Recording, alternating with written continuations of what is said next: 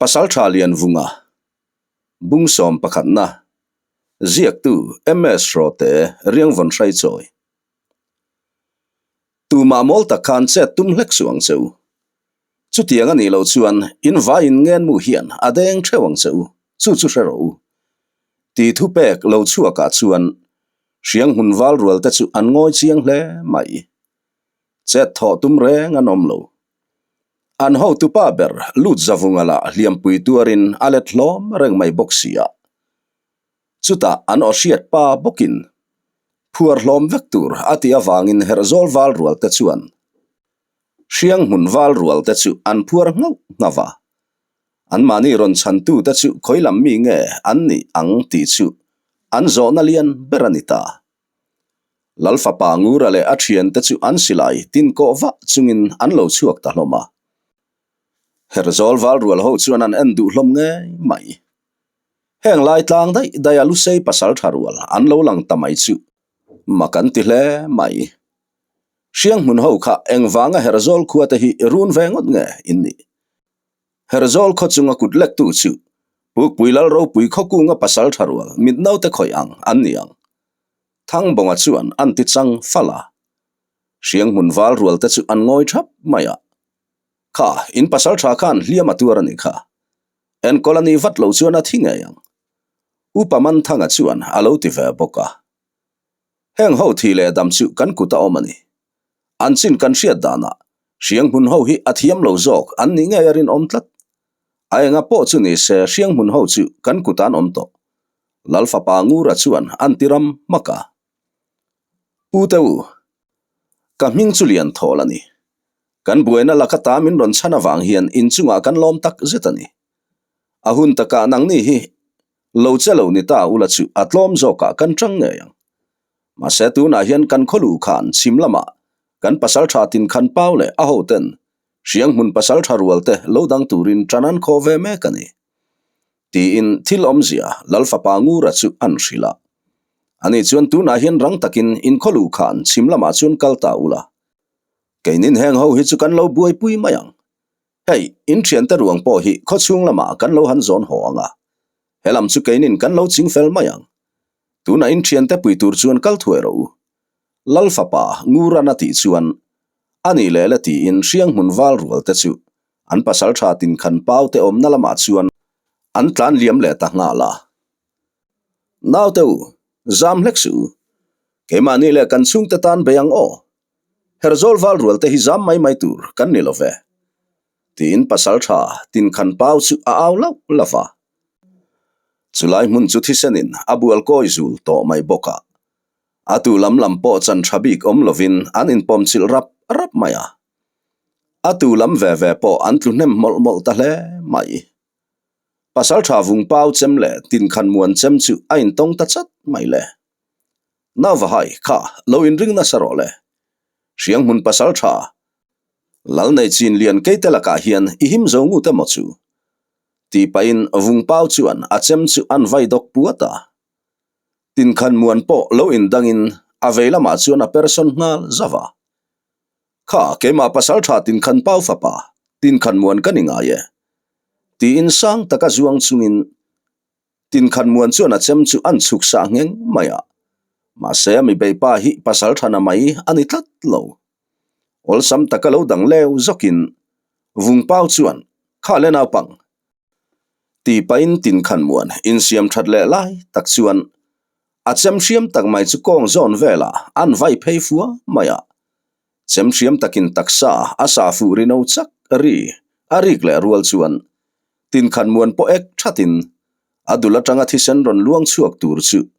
akut le lam chuan a hup ngal chat mai renga khale nawa lo in ring role in zo fel lo teang ti in vung pau chuan a chem chu avilik kual zo zawa tin khan muan po adul dom chung chuan a chem chu hum ngat ve so sawa ma se hliam pui tuar to ani miu mai sia ataksa tanga thisen a chuan nem e ma wang chuan amit mengpo a phe ruai to mai bok vung pau chu rang lu tuka dok phei zokin zuang chunga tin khan muan ngong sa thlep nok atum lai tak chuan tin khan pau chu ring taka avin taite kha lo in ring ro tina fapa chu an au tuara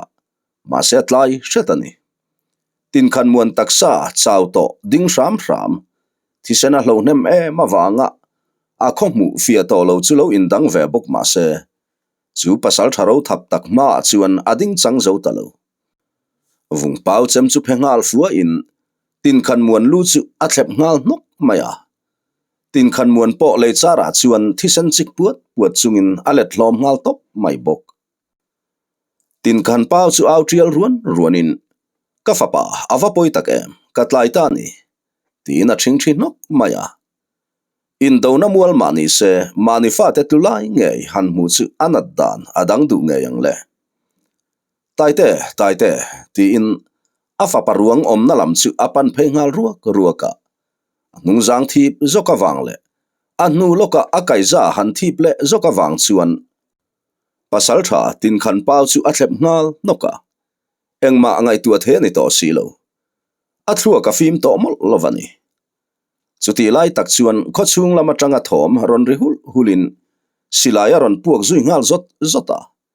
riang mun wal rual damla om chun ta chu an tlungal zai mai bok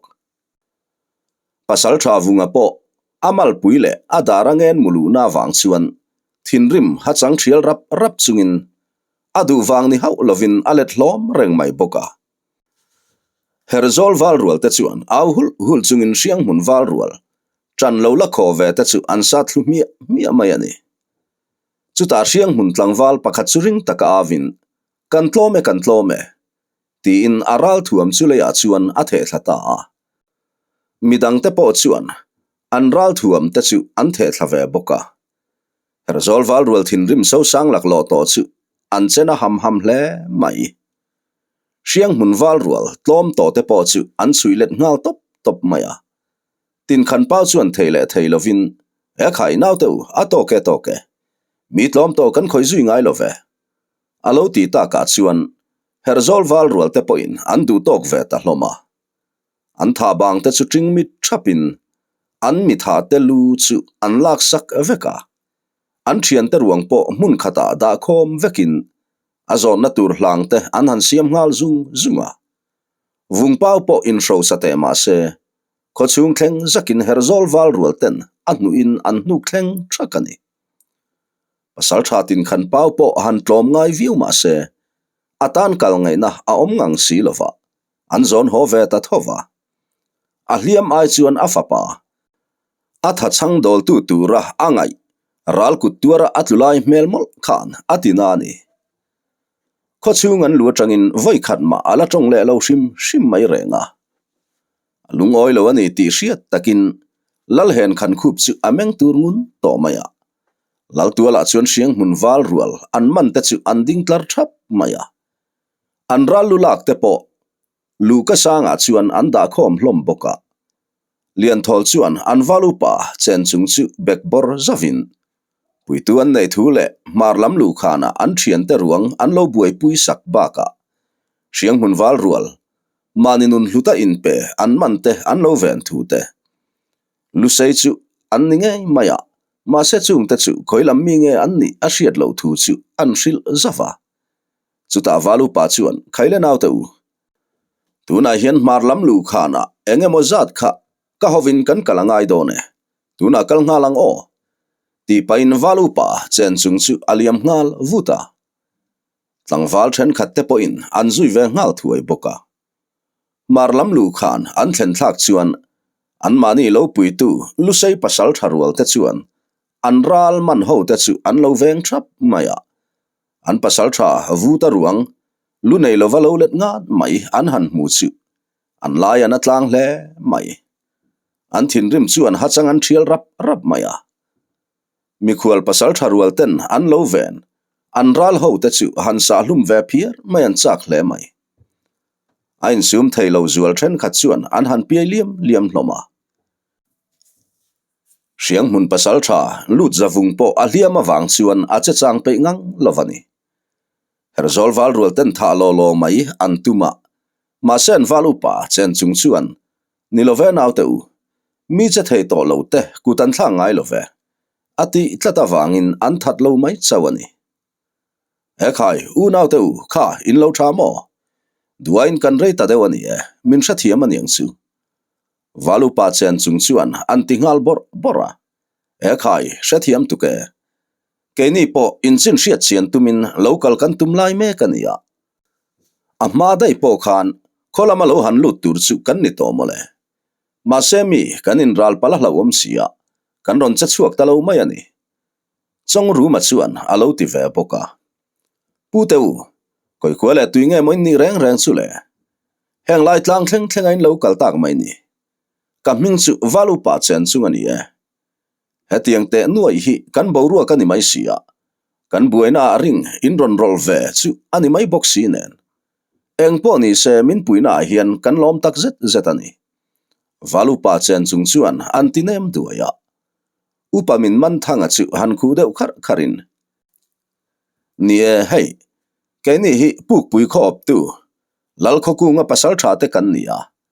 he in khua herzola hian thil poimo tak mai ti tura local kan nia ke hi lal kho ku nga upamin man thanga kan nia hei ani hi kan lal fapa ngura ni tin heng mi pathum te hi kan pasal tha thang bonga loi manale chong ru maten ni ti nan soi dapa chuta an tha bang ral an man tele an thian thita te ruang zon chung chuan kholam chu an pan ho ta hloma lalpa hen khan khup chuan lu ka sanga tang chuan e khai thian du tak teu nang ni min puina wang lieu in hei kan khua chuan ne na kan changania kan valom takem khoi nge local nai teu chibai kalo bu kang cheu tlangaw pa ka thlathum zu kha han la thala kan khual tha te hian pero khai an chol te po hal to nge anti zom zata puk pui pasal tha te po chungoi rengalu ka sang lama chho ngalin tlangaw pa zu tuitling ken engkul to mai chula in an han in tahloma eng ti turalu sei pasal tharwal heng lai tlang thleng ron chuang chuak ta cheuni mo thil poimo tak chu ni nge yang mo lal hen khan khup chuan antinem duaya nielal pa thil poimo tak mai ti tura local kan ni reng ani ma se hei kan boru akhi heti te nuai hi ani tamai sia ma sei ne na kan thu thlen tur hi chu min ngai thak sakram kan be sei tlatania upamin man thanga chuan an tia ole niang miang eng po ni se zan lama in thil soi tur po chu kan la soi ho don nia tunari chuan ti hi kan ni mai sia lal hen khan khup chuan an tia nielal pa zan lama ni zok ro se chutia kan thu ken temin ngai thak sak thei don chuan kan lom hle ang tin pasal tha thang bonga chuan alo tui ni ve boka ole eng po ni se nu nau dailama kan da te kha ka pasal tha rual teu valu pa chen chung hovin mi engemaw zatin zu hruai ho phot mai ula atha ange lal hen khan khup chuan an tia tin nang ni hriang mun ho teu hei hi sharo in zawai hian in thi le dam thu hi ka kuta aom ti hi hriang cheu ma se eng po ni se nun dua in pe in ni toa tuna tan chuan tok ri ro se thi se na luang hnem tok to in pasal tha pani hliam tur le in thian dang hliam tur ten an khan zon ula howang wang ro voi khat ma herzol kholam hoi hian hriam ron lek le to ngai suang cheu tuna hian ka pasal tha khu blal le khaya le ka fapa vunga te om lo lai alo ni hlau chu in van nei hle ani anni khual jin hi lo ho se engtin ngen ngayang ti hi ka ngai tua thui khop mai heng te pathum thin rim ron thok hi in tuar ngu ta ngemaw chu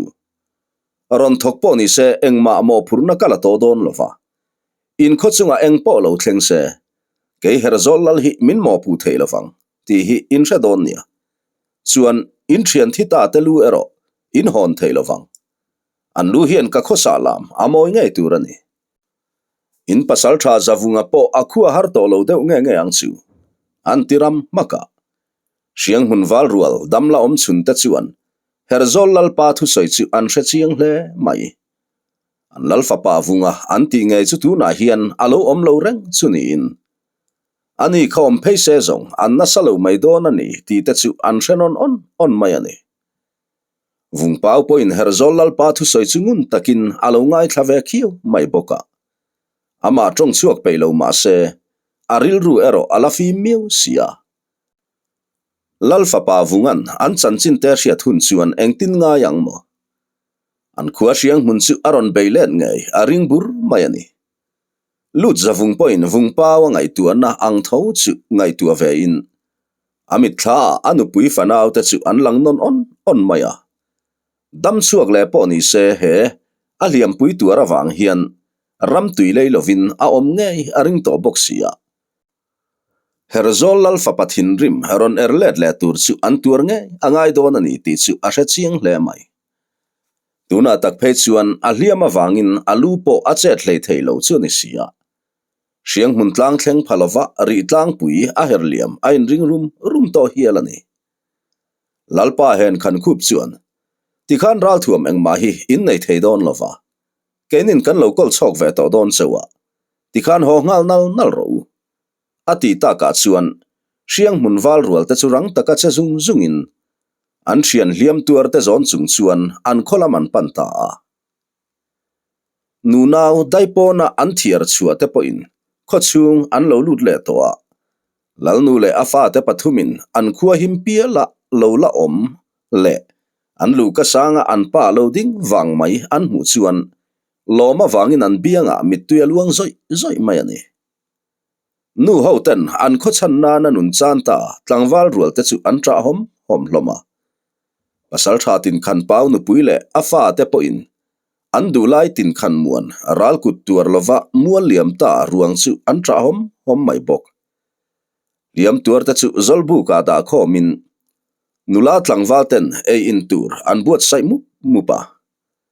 bol pu po abuai zak le mai surbung khotlang chu an mang an na le harsan na lakata chan chua an ni ta chu nara hlit phoi ang huai ni in an hlimin hai hlim atia hial ome an lalpa sang khu papo ain tiam angin asial pakhat le avok pasun ngak chu atal ngei boka upamin chong hoi pa point an lalpa chu lo do let ve in avok pasun ngak chu an khotlang alo muan le ta ka wanga alom nan ti in a tho ve boka nula le tlangwal rual te chu laltuala chuan an vir suau maya nu nau te lan hlimin an thla muang ti hriat takin an leng phar diai mai boka chumini zat zong rual pui lamzuya thita te an hlep le chiang nge mai lalina tlang au pa lain zubel tharlam ahong ol lo mai boka atak that lo atem chin nalama kailu hai chak to artlang ban fuang la ka thukun lap to lungpuam lak loin khuang chu tharin ruwa tham lo hla ngat mai chu an chum chil ta ale pitar le putar nuwalai le pawalai chin ho phei chu lal in lama an teklut zur to maya veng chakle mual veng nu thloi lam thiam ngil lovile rual polipo an nau tram tleilang donin an han mutele shu del mai boka lalpa sang khupa me po ahlim hle ni turani hey ro pak chei kha kan wang kho sur bung muang ten leng zel la i choi lai nau fa te zong dam ten leng zel ro seti in keilal rang khup thang tin pa hian du thu ka sa me hey mama lei tin alo lam theve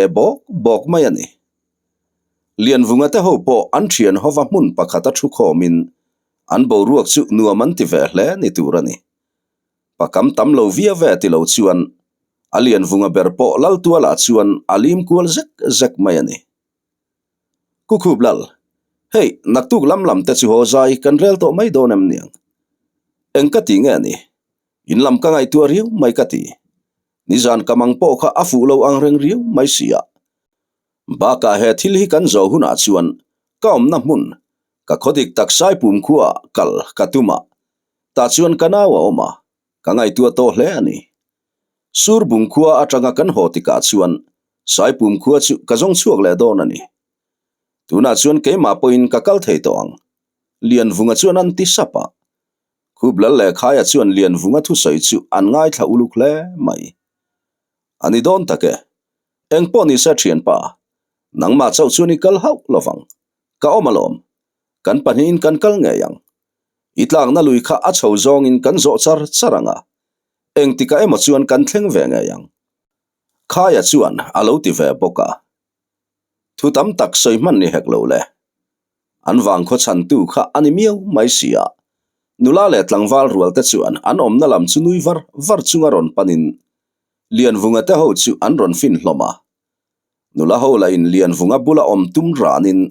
an lo in nek tal hlom boka lian vunga po ril ruwa ve nei ran chungin nula le tlangwal te chu alo kom hlim ve mai boka ma se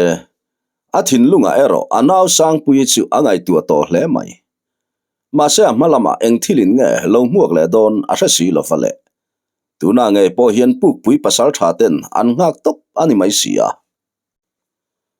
surbung khotlang chuan an khotlang tiral tri tu le timang ang tu ber aom tak lova chuan nun phung pa ngai takin hun an mang le to a nularual thingphur tur po limnui bok chungin an in zui koi le dia to a chutiang bokin lian vunga te ho po an na ber an zota ka chuan an kholama ho chu an rel to a khaya poin abe se yang nge in ama lo chu kha ve tu lalmual ve ngami ngat nula hleitling le tlon tlai thazet mai rodolinen an in tong tangai mai renga voina po hun ol mang tha in fa pui mun lama thingphurin an liam tak lop kha lian vunga poin mel vungin eng tin tak zu omang chau mo nui vur chungin an ti sup kha lalpa min lo mi khual na le min lo en kol na zong a hian kan lom akim te ke le eng po ni se hei kan na ber po kan zo to voin lam te kan han om ha da manga naktuk lam te chu ho zai kan rel to mai do ne monile te kan han ti dewa lian vunga chuan an ti ban deuh chata khublal kati hi komen lama khan pakhat khan alam dan tur dik kha aron ziaka ma se ziak dan kha kalam thiam chuang mang hlek lo me voice lo hi chu buai thla ka WhatsApp group lama voice a in shil rem chang a om kan ti kha kan join box si lova mani trong ma thiam lo nak lain a trong dang phei hi chu athluk hi alo dik lo le thina kanin ngai thiam zel mai aning chu khublal poin alo tui ni ve zau boka eng po ni se voin lam te chu hanom hadam phot mai ula nie naktuk lam te chu nangnin ho in ti tat te chuan in thu ni maya in lamin ngai tu aviu to te po ni mana ma se ke ni lam chuan hun enge mo chental chu min la cham pui thei ula chu kan vati em he khua hi in khua ni ve tho ti hi han thei ngil ngai hau suang cheu eng po tok ula he khua hian ron kal nge yang cheu in khua tang te hian ron pem dai ula thatur lal sang khu pa chuan an ti chuara e khai lalpa kan phu lo du sak na tong ka kan han tong tamai hi kan lom hle ni ithumin thang chuan surbung khua chu kan khua ang takin kan lo en reng to nge yang khublal chuan alo ti ve boka herzol khotlang po tuna chuan nun phung pa nga in an nung tran le mek to siang mun ne na an in do na wanga nun chan chung ku te ero tu hriat pui lovin an mit tui an la hrubang lo ve thunga an kho sala mala an ral tha lu te chu an khai uai fur mai bok pasal thatin khan pau po tuna chuan thu chuak pe to in anaw vu ka thi na le afapa tin khan muan thi na wang chuan biak tong hlei thei alani meu lo mun hlatak chu melin a thungoi vung mai thina annu chon mangin hoi tai te pa artui chumtal hi ei tak ro khai hetiang reng anun khua i man zongin engtin nge kan om ta kang le tian thlem tak ngial po in thingbul biak ang lawani mai boxia lal hen khan khub le a upa te meu point han len chil fo thin ma se trong kam ni khat bakin a chang ngai hau lo henga wang hian lal hen khan khub meu po a beidong rum reng ani a trong chua chuna po hei chau hi soi thin kanau khub lal le lal fa pa vunga hi engtika tak lo ho ang mo ti thu hi a trong chu a pianga a soi fo thin ani puk pui pasal tharwal te point herzol lal fa pa khual jin chu alo ho ma lo chuan ho kan tum lo hlo chamin kan ho theilo kan lalpa mel mu a reom em mai anti tlata wangin holo chuan lalfapa vunga chu an lo la ngak fan ani lalpa hen khan khu point an kal chan te an riat chian meu chuan soitura van hle mai aruk tak chuan alungai em maya anu pui fanau te phei chu a hril ngam ngang lovani he puk pui pasal tha te du le be se chu tu na fapa anga alo en tak lian vunga nge mai hini tlata riat na anei tlat maya han soi chuak mat don se bultran masatu ni a hre ang loi boxi nen tu hriat pui si lovin khum lai zola a hui pup mai rengani puk pui pasal tharual te hi han tir hongot don se an har sat mang an lai le tran pui an ngai lai bera tran pui tu kha an ni miu mai sia aruk tak chuana fapa te chu lo holok lo ma se poi lo top tur ti te chu angai tu arum hial mai ani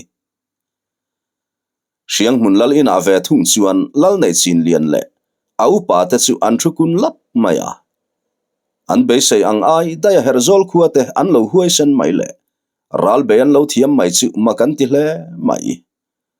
lalpa nei chin lian chu ding hluain ain ro satu tun maya khutiang khote takte siang mun veng thler khatia lek pokhu in ngam lo amo tin pasal thalu zawung le vung pau hliam ladam thathum lo bang henga thuon diai mai te chu mel ku pa in an berum almaya miang za chiang e kan in chan chutiang em aral ra chu an lo omem ni nge mei chi ang lekin chet in zula vel zok nang ni ka pasal tha ho zinga po karin em teme upo in han tlom tak duai chule mual pho takaron tlom hongot ai chuan thi chil vek tur chewalom nun chanin hlau hle mai mo tin ang buan maya lut zawung le vung pau point an lalpa thu soi chungoi rengin an ngai thla an zakru hle mai soi tu reng an nengang lovani lalpa ni e kan thiam lovani e ale peka chuan kan cha sual to lovang min ngai dam molte handam thale ila atho ni na chuan kan cha sual to hau lovang lut zawung chuan an tinem duaya le pekom turin thu ka thlareng reng chewem ni ale peka chun nang ni tel lovin herzol khu karun tong pasal thati tlak point ni neklove innu puite pon feng ula tap chak zola tap vel mai ro be se tlak point ni neklove lal nei chin lian chuan anti muka lal fapa nei chin thang po athin rim hle mai chuat dunga chuan vein achem pui chu alek kwal thuak maya kan pasal tha chuan vor berte me point khulai khote takte po khu in ngam lo amo dam tlak point ni nak lo hile khoi nge ke manin lu chu kala jok tak mai done ti pain lu zawung chip sama chuan thamin achem pui chuan a ngong chu achuk tu anghal rap maya upa ho te chuan khai lal fapa mi kan in chan nem tok to e ti in an lo dom bet ngal thuaya lalpa engma soi thei kan nei love kan che fu lo wale ya mi po kan in lo nem hle maya apoi khom mai ma se hei chau hi ka soi duani herzol kan run na khan an lal fapa vunga an ti le an pasal tha te panhi chu an jin bowa wangin an tel velova ma sen lal fapa te lo ho huna hian an lal fapa lung oi lo hian min ron erlet le lovang ti po soi thei ani ta hau lo maya an lalpa hen khan khu meu point ka fapa le athian te ho thin rimin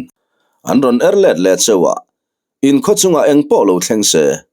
ke chuan engma soi thei ka nei don lova engmo purnama kala don haulo ti lo hriang cheu ti in herzol lalpa hen khan khup chuan thu min chani vung pau chuan an tia lalfapa nei chin thang po angoi chiang ta hle mai lal le upa te ho po an meng kok maya aruk tak chuan herzol lalfapa thin rim lo erlet le tur hi an hlau hle mai lalfapa nei chin thang phei chuan zawunga nena an in beilai kha amu chiang ro pui mai sia herzol lalfapa thin rim ron thok le tur mol chu a hlau lok ani titi der mai eng po ni se chu tiang ani chuan teng tong lama kan unau te kan pun mai angai don ani chu lal nei chin lian chuan an ti chuara upa pakhat chuan lalpa ke chu ka ngai dana chuan thisen chuan a hian ra tha hi a chua lo hle maya chu ai chuan rem thu zong ta ila a thamai lovang mo thu pha choi angai le thu pha choi tur po chuan ke ka kal mai aning chu nam khat le nam khat unaw le unaw karanun na hial chana in mu le ar tak chiam mai hi zong a tha ka vati lo em alo ti ve nia lal nei chin lian chuan a thailo chutiang anem le duai turin herzol khuwa khu kan beilo kan rodram ma lo zong chol thei kan ni lo heng ui chau pani ta kai hruai na hnuai a hian kan hlo chamani maya a tho ni na chun kan hlo tling tong nge yang pasal tha ngam lian a hovin an thok chuak tong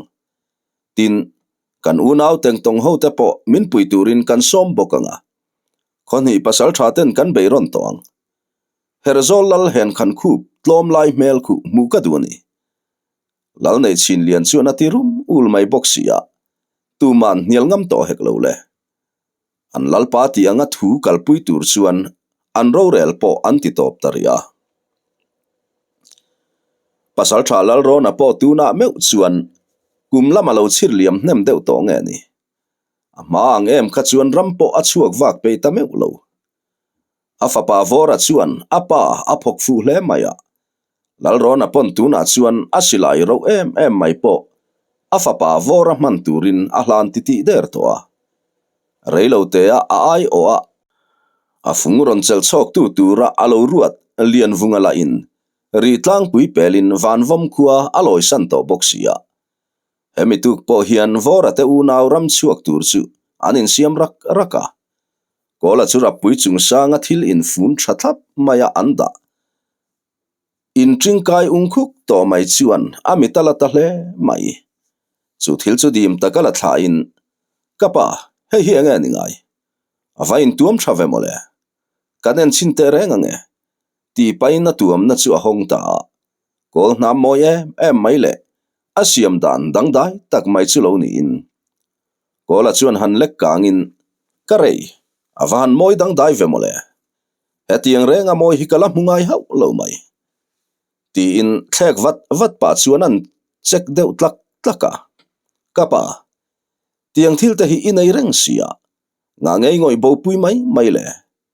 ifa te pan po iphal lovem ni ti in kola chuan apa pon lama om chu zona min meng ti hriat ta kamel deuh ha chungin an zota khoi mo kola kalo en vetsin heti tia thi kan ni to a kapa hian engma athuru khimin la hril ngai hleinem ti in athil ti lai chu da in vora chuan kola lam chu apan vei vuta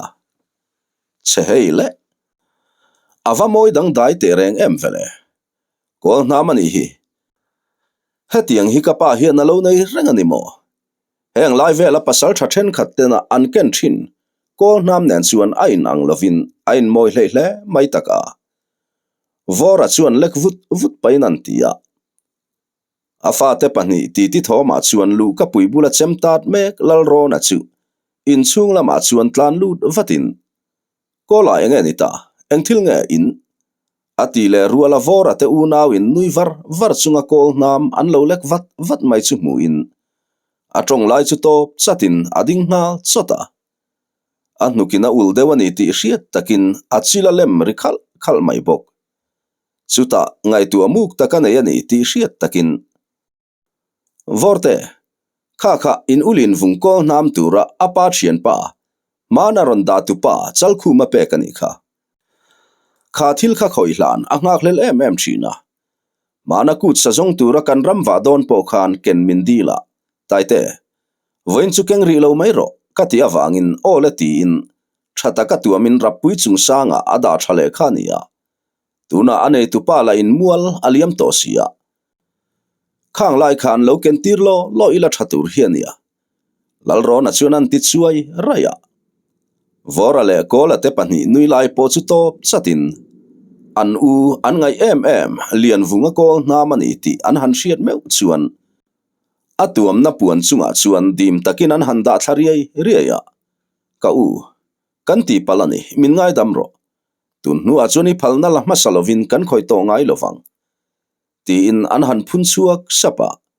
chutia an pa faza an lo din kual thap lai chuan nimin lama pikim te tanu fa in an thing phur bang tuk thuan bar ma ajing thing phura kalpo an lo thleng ve chi aboka thing han keu dup thoma chuan lalro na po har zokin chu naw sang pui te pon lo thleng ani chu kha thil kha seng fel thuai ro an ti chuan vora te u nawla lo ham hai to bok nen an in ham buai chung chuan sang pui tanu fa chu in chung an lo lut man tatlat mai kapa kha thil kha enge ni ka hrian hnuwa wang ve mole sang pui chuan an ti ba de unuaya lalro na la soi tur hreto hek lo le alu thak lo pui chu hiat nuwa in a chemte englovania ti ba de unuai pa in afa te pani chu an mel rula kapa ka hrialom kuma makol na mani kha kapachal khu man min hriat reng nan ti in a ho do na pe ka ni kha sang pui chuan mit tui luang nge chung chuan an tia pon lam chu hoin aral lata ka tlang lang po vau mai chu thlir wangin au mam isul numin nu chia sak zong te po hi katan tra na ti tam tu atan chuan an tok to viwasin ma sei man ruam man hlan inga hlel em mai mate he thil ngai hian ani kanu le pa te that tu kha an lu kalak sak don ni ti ai soi thin kha chu alo la om rengasin thatakin kan lo la vong rengania i man ruam pang le tur hian eng tika nge i lo kir le don kaumam khovela ke chau himo min nu chia tak mai ni me che om nem te mai tan chuan tur wa har thin tak em ka u i se pui poin no voi tamanei to sin au mam ma se thatakin kan lo en kolania o ti in sang pui chu atrap zoi maya vora le kola pon soi tur re ngan shelo nuk ul chau chungin anding ngo reng ringot mai ani chemte atoke yu kan ngai hi chuan top chin anei theidon lo ani himo vain phi faila tuk chuan e po hun to e hei yu te pani ram chuak tur po an tlai lu tuk dange ti in lal ro na chuan sang pui chu an thlema sang pui chuan kapa kauma makut sa zong hi avari tabik em ami zaleng rual du zong ten an run siang an loi zova kei ka uero tel velo kapa kauma makhan kapang par cha kha alam hu mai lo awangin alo la holo mai an yang tero trap chungin an tia chu thu zat chuan nuber pikim te thin lung chu awa vodar chiang kherem kanaute ka falai nat vong tak chem lau hlopin helai tlang thleng hi in ron kai ta chenga tuna lem i utayan ri tlang pui pelin aliam san le si cha lian vung lainan na nei lo pa inaw riang vai tur hi don lovem ni lo ho to ta che kan nga hlel ve chenen min ngai ve lovem ni ti pa sang pui chu kwa chotin an nu fa chuan an trap ta liam mai ani an lung chazual pui tleng fa ya an han in bun thol zo nu chuan tui muna in phi fa in tuk thuan chu an bar zui ta nga la lian vunga te ho po ma taka thovin an kal na tur kong te alat tham ma wang chuan an in siam soka an thoma lal rang khu pate nu pa po han khu deuh kharin an lo tho chuak ve ngal thuai poka e khai lal fa pa in va tho ma ve mole ho don tuk ti awanga han tho ma luai mai po chu tin lal rang khu pa chu an fiam thu ngal luta e khai lal pa kan kar kong hi an mai silova kalam kan ma mai lo zongin nikhata ta na kan thlen chin atoi lu tuk dange khub lal chuan alo tia lal nu poin mei chu alo nun ve ngal soka eng po ni se lal fa pa kudruak chuan in ho hi karem ti hau lovania in lom man tur ni lovin herzol lal pa ne na kan in zom na alo that zel theinan le kan in u nauzia entir nan kathil pekhi min pom sakram don nia lal rang khu pa chuan an tia lian vunga chuan lalpa chutianga ngai reng lo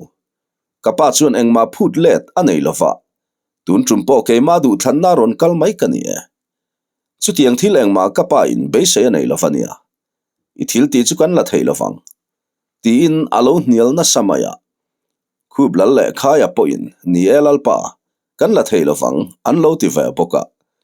Mase surbung lalpa sang khupa chuan traplek leka an kut vuan tak mewa athil pek pom saktura angen tak tluta chuan harsati tak chungin an po sakta rama lal sang khupa chuan athul mong chu hai rukin thifang tam tham tak maile asial mandar pakhat chu aron phor chuak ta hei zong hi ni tlem tham viau ma se min kan sakra maniang chu lal sang khupa chuan antia khai lalpa atam lutukani heti zat kan keng theilovang lamhla kal turte kan ni sia engemaw zat hi chu kan kirle mayang che lian vunga chuan antia lal sang khupa lain taite min khongai la ipa hne kalom thu soina mai chau ani lowania kan in u naw na ata na ni tin angen ngol ro pui mai boxi nen apek ang za chu chan in semin an kol zala chuan an thun ta hloma lalpa ani chuan hei khuapo avar chiang trep chu ani titi to mai sia khovar chian ma talasar tuinek lui kan dai kai man lo chuan voin lama sabual tlang kan sirliam man lo palange lalpa lodam vong ula eng tikai mo chuan helai vangai tlang dung suar tluan tur hian kan lo kal le nge yang chuan min mamo apiang in mi iron cha thina nga kan ladam te ni ngai chuan itan kan om rengania lungai reng su lian vunga chuan an ti chara an kalna tur kong te a hlat tham mawangin kho en that ma chuan surbung khua chu an chua santa lian vunga te an han kal tur meu chu lalpa sang khupa te nu pa chuan an ngai hle ni turani taite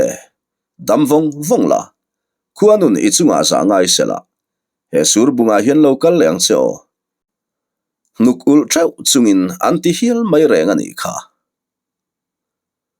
chun zom zel tur